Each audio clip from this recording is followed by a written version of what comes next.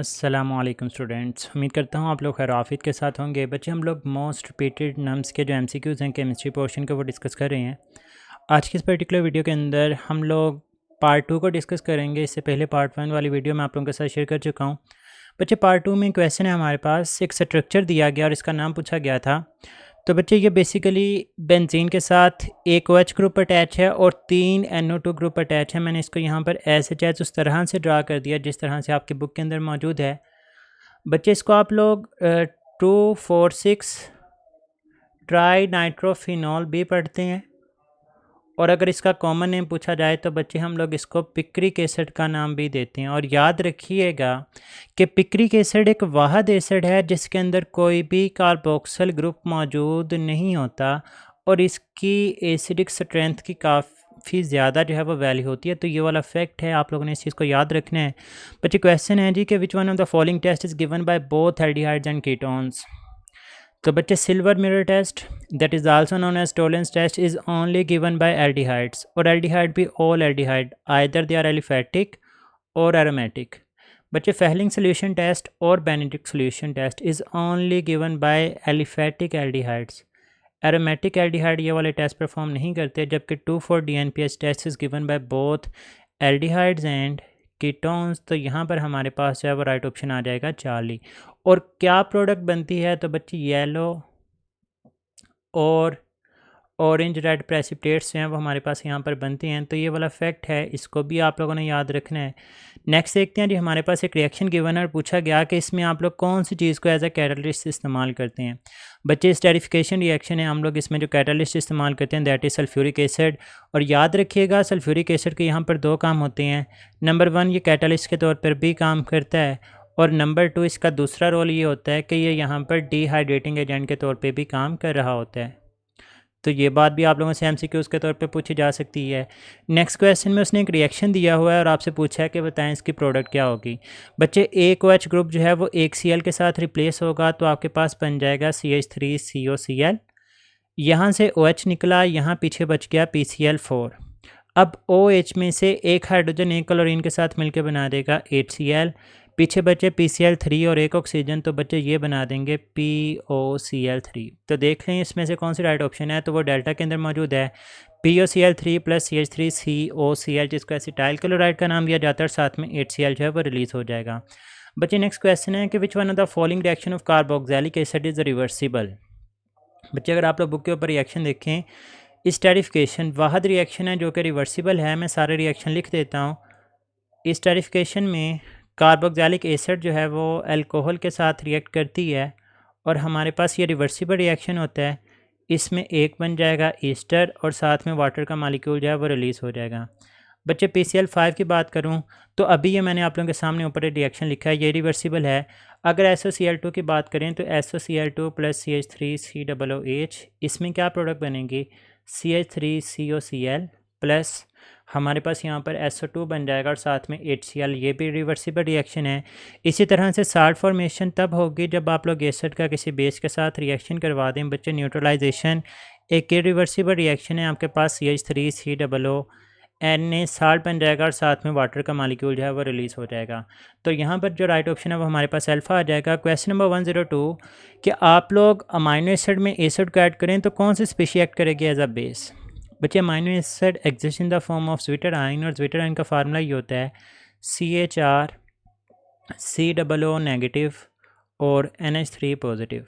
आपने इसमें H positive add किया, ये एसिड है। अगर आप लोग इसमें एसिड को ऐड कर रहे हैं तो it will act as a base, और बेस वो स्पीशी होती है that has the tendency to accept the proton.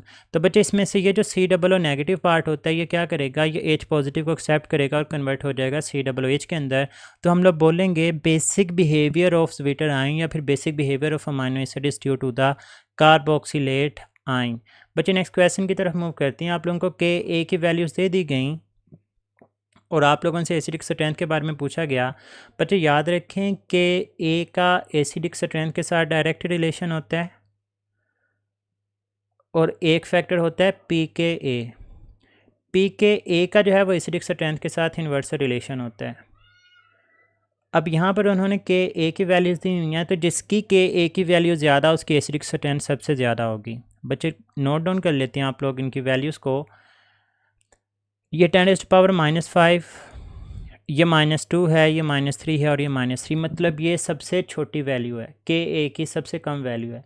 अगर ये सबसे कम वैल्यू है मीन टू से इसकी एसिडिक स्ट्रेंथ सबसे कम होनी चाहिए। बच्चे अगर आप लोग ऑप्शंस के ऊपर गौर कर लेना तो सिर्फ एक ही ऐसी ऑप्शन मुझे नज़र आ रही है जहाँ पर CH3 CH को सबसे लास्ट पे रखा गया। इसका मतलब हमारे पास यहाँ पर जो राइट ऑप्शन है वो अल्फ़ा ही बनेगी। बाकी भी अगर आप लोग देखें तो बच्चे हमारे पास सबसे ज़्यादा जो वैल्यू है वो किसके लिए है, वो है CCl3 CH 10⁻⁻², सबसे ज़्यादा वैल्यू है। इसी तरह से यहाँ से भी आपको जस्टिफाई हो रहा है। और वैसे भी बच्चे याद रखिएगा जितने ज़्यादा इलेक्ट्रॉन विथड्रॉइंग ग्रुप्स अटैच होती हैं कार्बोक्सिलिक एसिड के साथ उसकी एसिडिक स्ट्रेंथ उतनी ही ज़्यादा है। बच्चे मैंने 7 फैक्टर्स को एक्सप्लेन किया और एक अलग से वीडियो के अंदर, मैं इसी के ऊपर ना उसकी वीडियो की लिंक छोड़ा हूँ ऊपर, इसको नोट डाउन करें आप लोग अगर, तो आप लोगों को वीडियो लिंक शेयर हो रही होगी, इसके ऊपर क्लिक करें तो आप लोग सातों के सातों फैक्टर्स बच्चे यहाँ से लाजमी तौर पे नम्स के अंदर जो है वो MCQs आ जाता है, तो आपने इन सातों फैक्टर्स को लाजमी तौर पे एक दफ़ा देख लेना है। नेक्स्ट देखते हैं जी, कहता है कि एक ऑर्गेनिक एसिड है, एसिड मीन नाम से ही ज़ाहिर है एसिड, वो आपको बता गया क्वेश्चन के अंदर ही कि वो रिएक्ट करेगा सोडियम बाइकार्बोनेट के साथ भी, सोडियम हाइड्रोक्साइड के साथ भी, सोडियम कार्बोनेट। बच्चे तीनों के साथ कार्बोक्सिलिक एसिड रिएक्ट करता है, साल्ट बना देता है। आपकी बुक के अंदर तीनों की रिएक्शन गिवन है। मतलब ये कि ये जो सब्सटेंस है ना जी, ये लाजमी तौर पे कोई कार्बोक्सिलिक एसिड होना चाहिए। तो हमारे पास यहाँ पर जो राइट ऑप्शन है वो डेल्टा। नेक्स्ट है जी, carboxylic acid are rather hard to reduce with the powerful reducing agent can be use to convert them to corresponding primary alcohol. बच्चे आप लोग कार्बोक्सिलिक एसिड को प्राइमरी अल्कोहल में भी कन्वर्ट कर सकते हैं और आप लोग कार्बोक्सिलिक एसिड को अल्केन में भी कन्वर्ट कर सकते हैं। अगर आप लोग चाहते हैं कि कार्बोक्सिलिक एसिड को प्राइमरी अल्कोहल के अंदर कन्वर्ट करना है तो इसके लिए बच्चे जो आप लोग रिड्यूसिंग एजेंट इस्तेमाल करेंगे that is lithium aluminium hydride, जबकि कार्बोक्सिलिक एसिड को अल्केन में कन्वर्ट करने के लिए आप लोग HI in the presence of red phosphorus जो है ये रिएक्शन परफॉर्म करवाते हैं। तो बच्चे इस वजह से यहाँ पे हमारे पास राइट ऑप्शन है that will be lithium aluminium hydride. Next second जी, which one of the following amino acid is basic in nature. तो बच्चे 3 अहल के नाम से याद रखिएगा। A stand for arginine, H stand for हिस्टाडीन and L stand for lysine. बच्चे ये 3 ऐसे अमाइनो एसिड्स हैं जिनकी नेचर जो है वो बेसिक होती है, और 2 हैं, एक अस्पार्टिक एसिड और एक हमारे पास है जी ग्लूटामिक एसिड। ये 2 हैं जो कि एसिडिक होती हैं, बाकी सारी की सारी जो है वो न्यूट्रल इन नेचर होंगी। तो आपसे पूछा जाए कितनी बेसिक हैं 3, आपसे पूछा जाए कितनी एसिडिक हैं 2, आपसे पूछा जाए कितनी न्यूट्रल हैं 15। खैर यहाँ पे उसने पूछी है बेसिक, तो बेसिक आर्जिनिन यहाँ पर नहीं है, हिस्टाडीन यहाँ पर नहीं है, लाइसिन ही हमारे पास बचती है बेसिक। बच्चे सेलेक्ट द करेक्ट विटाडाइन। 4 स्ट्रक्चर गिवन थे।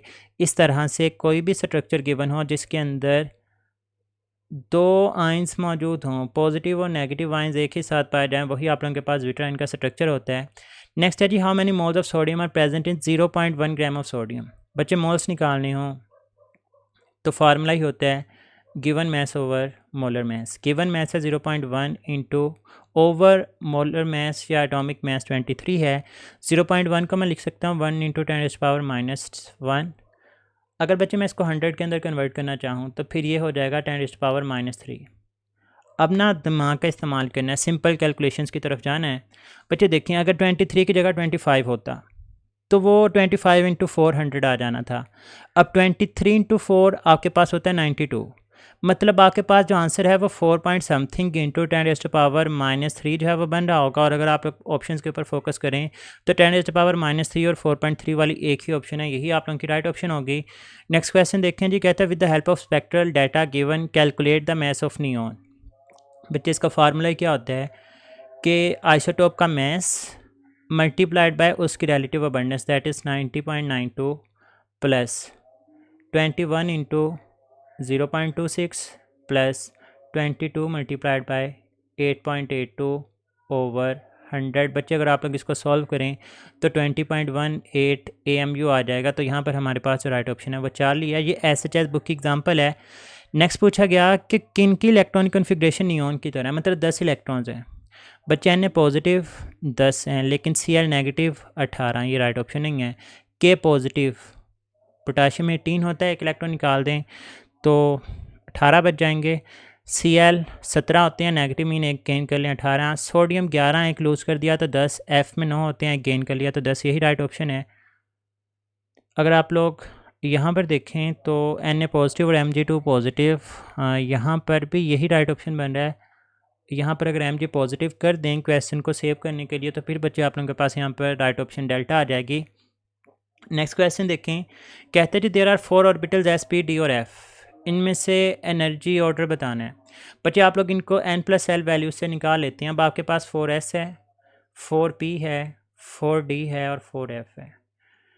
n+l वैल्यू सभी के n की वैल्यू है 4, s के लिए l की वैल्यू 0, p के लिए 1, d के लिए 2 और f के लिए 3। अगर इनको सम करते हैं n+l वैल्यूज़ निकालें तो यहाँ पर 4, 5, 6, 7, मतलब 4f की वैल्यू सबसे ज़्यादा, फिर 4d की, फिर 4p की और फिर 4s की। तो बच्चे यहाँ पे राइट ऑप्शन अल्फ़ा आ जाएगा। नेक्स्ट पूछा गया कि इनमें से कौन सा बॉन्ड सबसे ज़्यादा हाइड्रोजन बॉन्ड का स्ट्रॉन्गर है।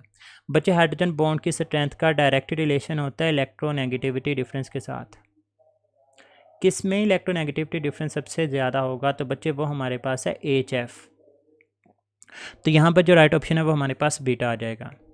नेक्स्ट क्वेश्चन पूछा गया कि हाफ लाइफ जो है वो 24 मिनट्स है। How long will it take for sample of N2O5 to decay to 25% of its original components. बच्चे देखें जो फर्स्ट हाफ लाइफ है उसमें 100% से पीछे बच जाता है 50%। सेकंड हाफ लाइफ में इस 50% में से मज़ीद आधा डिकम्पोज हो जाता है, पीछे बच जाता है 25%। मतलब टोटल आपके पास यहाँ पर हाफ लाइफ हैं 2। अब एक हाफ लाइफ का टाइम है 24 मिनट और अगर 2 हाफ लाइफ का टाइम पूछा गया तो बच्चे वो होगा हमारे पास 48 मिनट्स। नेक्स्ट देखें, चेंज इन कंसंट्रेशन दी गई, टाइम दिया गया और रेट ऑफ रिएक्शन पूछा गया। तो बच्चे रेट ऑफ रिएक्शन का फार्मूला ही होता है change in concentration over time. अब चेंज इन कंसंट्रेशन की जो वैल्यू है दैट इज 6 × 10⁻⁴ ओवर टाइम है हमारे पास 10। ये 10 जब ऊपर जाएगा तो ये कन्वर्ट हो जाएगा 6 × 10⁻⁵ में। तो बच्चे हमारे पास यहाँ पर राइट ऑप्शन आ जाएगा डेल्टा। नेक्स्ट क्वेश्चन देखते हैं, कहते हैं जी इनमें से कौन सा ऐसा आयन है जिसका स्मॉलेस्ट रेडियस होगा। बच्चे सबसे पहले तो ये चेक करना होता है कि आपको मोस्ट प्रोबेबली ऐसी ऑप्शन मौजूद होती हैं जो कि आइसो इलेक्ट्रॉनिक हो। आइसो इलेक्ट्रॉनिक मीन जिनके अंदर नंबर ऑफ इलेक्ट्रॉन सेम हो।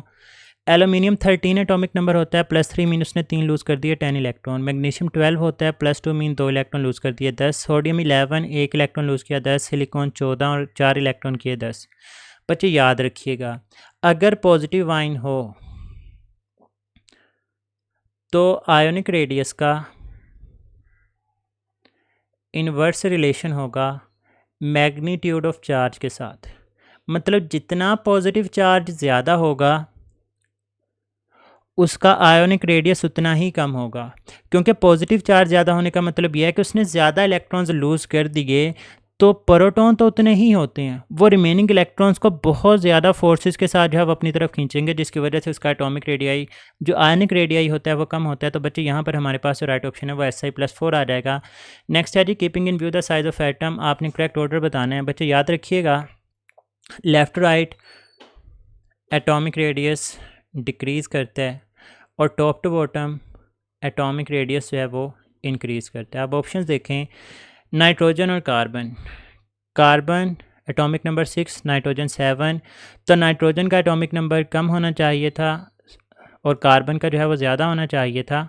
तो हमारे पास इस तरह से होता तो ये राइट ऑप्शन होनी थी, लेकिन उलट है।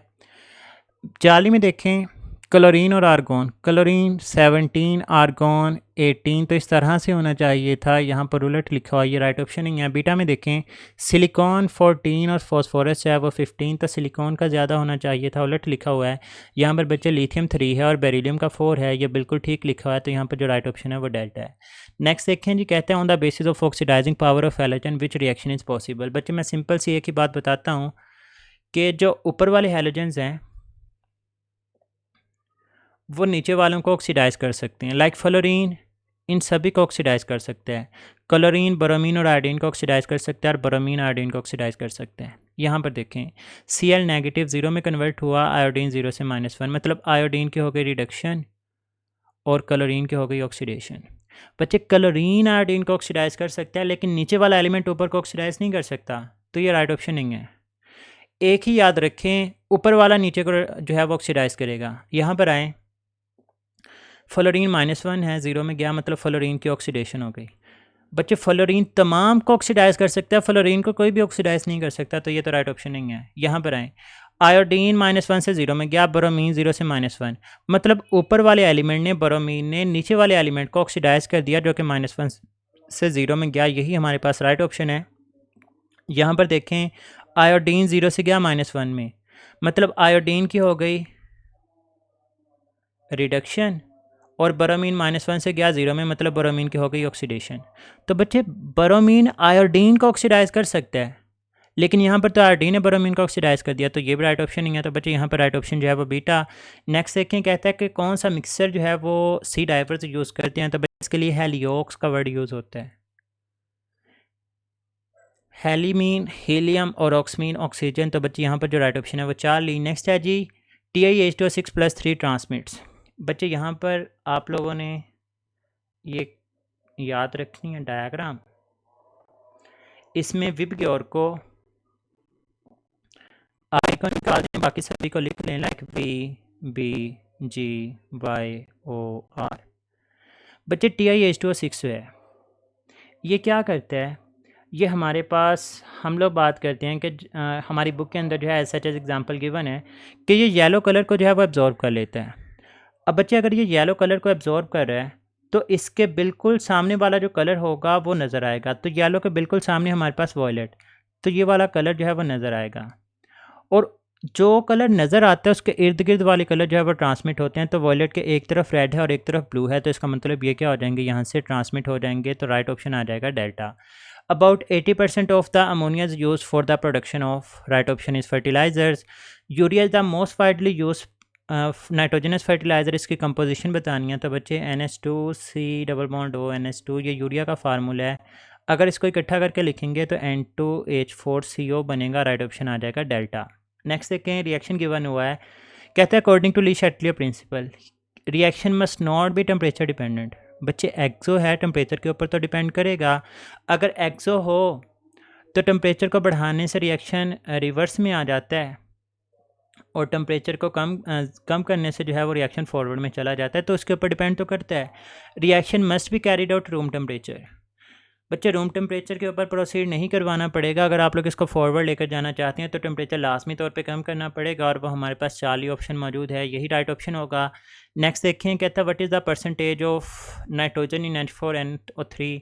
बच्चे मैस ऑफ कंपाउंड देख लें, 2 नाइट्रोजन है 28 ओवर कंपाउंड का मैस पहले भी मैं इसको पार्ट 1 के अंदर सॉल्व करवा चुका हूँ। NH4 का मैस है 18, NO3 3 ऑक्सीजन 48 और नाइट्रोजन का 14। अगर आप लोग तीनों को सम करते हैं तो 80 आ जाएगा मल्टीप्लाइड बाय 100। 0 से 0 कैंसिल हुआ, तो 4 बार 8 7 4 बार 28 70/2। तो बच्चे 35% जो है वो यहाँ पर आपके पास राइट ऑप्शन आ जाएगा। नेक्स्ट पूछा गया the structural formula of 2,3,4 trimethyl pentane is. बच्चे इसका सिंपल लॉजिक ही होता है कि जो लास्ट पे पेरेंट नेम पेंटेन आप लोग 5 कार्बन को ड्रा कर लें, 2,3,4 ट्राईमिथाइल। इसका मतलब आप लोगों ने 2 के ऊपर भी मिथाइल लगाना है, 3 के ऊपर भी मिथाइल लगाना है, 4 के ऊपर भी मिथाइल लगाना है। ऐसा जो भी स्ट्रक्चर ऑप्शंस के अंदर था वही राइट ऑप्शन था। नेक्स्ट क्वेश्चन है जी कि which one of the following is a powerful electrophile use to attack the electron of benzene ring. बच्चे पावरफुल इलेक्ट्रोफाइल्स वो होती हैं जिनके ऊपर पॉजिटिव चार्ज मौजूद होता है। हमारे पास यहाँ पर राइट ऑप्शन जो है वो चार्ली। आपकी बुक के अंदर हेलोजिनेशन हो रही है तो X पॉजिटिव इस्तेमाल हो रहा है, नाइट्रेशन हो रही है तो NO2 पॉजिटिव इस्तेमाल हो रहा है, एल्काइलेशन हो रही है तो R पॉजिटिव इस्तेमाल होगा, एसाइलेशन है तो C+R पॉजिटिव। वाहद सल्फोनेशन एक ऐसा रिएक्शन है जिसके अंदर SO3 जो है वो एक न्यूट्रल इलेक्ट्रोफाइल जो है वो इस्तेमाल किया जाता है। ये बातें भी आपने याद रखनी है। नेक्स्ट कहता है जी order of reactivity of alkenes with the hydrogen halide is. तो बच्चे जितना आयोडीन का साइज़ ज़्यादा होगा तो साइज़ बढ़ने से H और I के बॉन्ड को वीक करना, तोड़ना जो है वो आसान होता है। ये बिल्कुल एसिडिक स्ट्रेंथ से ही मिलता जुलता है। HI सबसे स्ट्रॉन्ग एसिड होता है क्योंकि हाइड्रोजन को लूज़ करना सबसे आसान होता है। तो इसकी रिएक्टिविटी का ऑर्डर भी बिल्कुल एसिडिक स्ट्रेंथ की तरह ही है कि अगर हम लोग HF लिखें, फिर HCl लिखें, फिर HBr लिखें, फिर HI लिखें, तो सबसे ज़्यादा HI, फिर HBr, फिर HCl, फिर HF। तो इनमें से देख लें बच्चे, राइट ऑप्शन जो है वो मुझे डेल्टा के अंदर नज़र आ रही है। HI greater than HBr greater than HCl यहाँ पर उसने लिखा हुआ है। ये भी किसी हद तक ठीक है, लेकिन लाजमी तौर पे मेरे से मिस्टेक है, इसमें से एक लाजमी तौर पे चेंज कर दें साइन, तो आप लोगों के पास जो है वो ठीक आ जाएगा। टाइप करते हुए मिस्टेक हुई है। कहते हैं जी the given 3 hydrocarbon are benzene, naphthalene और एंथ्रासीन। ये किसकी एग्जांपल है? बच्चे एरोमेटिक हाइड्रोकार्बन्स हैं। What is the IUPAC name of the given compound? बच्चे CH3 है, फिर CH है, उसके साथ कहते हैं क्लोरीन है, CH2 और CH3। अब 4 कार्बन है, नंबरिंग वहाँ से स्टार्ट करें जहाँ से सबसे नज़दीक है। तो 2 के ऊपर क्लोरो है, तो 2 क्लोरो और 4 कार्बन है तो ब्यूटेन। तो बच्चे यहाँ पे राइट ऑप्शन जो है वो 4 ही आ जाएगा। नेक्स्ट क्वेश्चन है जी, which one of the following was used as one of the earliest antiseptic and disinfectant? तो बच्चे उसका राइट ऑप्शन जो है वो हमारे पास आ जाता है फिनॉल। तो बच्चे ये हमारी पार्ट 2 की डिस्कशन थी। बाकी नेक्स्ट ईयर जो 10 पेजेस हैं वो इंशाल्लाह मैं आप लोगों के साथ पार्ट 3 के अंदर डिस्कस करूँगा। अपना बहुत सारा ख्याल रखना है, दुआ में याद रखिएगा। फ़ी अमानिल्लाह, अल्लाह हाफिज़।